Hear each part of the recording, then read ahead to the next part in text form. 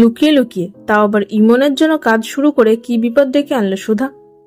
বাড়িতে ব্যবসার সেল কিভাবে বাড়ানো যাবে সেই নিয়ে যখন মিটিং বসে, তখন সুধা সবাইকে চা দিতে এসে একটা সাজেশন দেয়, যেটা বাকি সবার ভালো না লাগলেও কানন দেবীর ভালো লাগে। সেই সুযোগে সুধা তার বাইরে কাজ করতে যাওয়ার কথাটা পারে, কিন্তু কানন দেবী সরাসরি না করে দেয়। সুধা কারণ জিজ্ঞেস করলে তিনি বলেন আগে এমনটা ছিল না, কিন্তু কেউ একজন নিয়ম ভঙ্গ করার ফলেই এই নিয়মটা হয়েছে এবং এখন এটাই শেষ কথা। ওদিকে ইমনকে ইভেন্টের জন্য শেষ মুহূর্তে মিষ্টি পাঠাতে অস্বীকার করে তার সাপ্লায়ার, তাই ইমনকে সুধার নাম না জানিয়ে সুধার বন্ধু ঠিক সময়ে মিষ্টি আনার দায়িত্ব নেয়। এরপর সে আর তার বন্ধু সুধাকে মিষ্টি বানানোর কথা বলে, কিন্তু সুধা বলে তার হবে না, কারণ এই বাড়ির বউদের বাইরে কাজ করার অনুমতি নেই।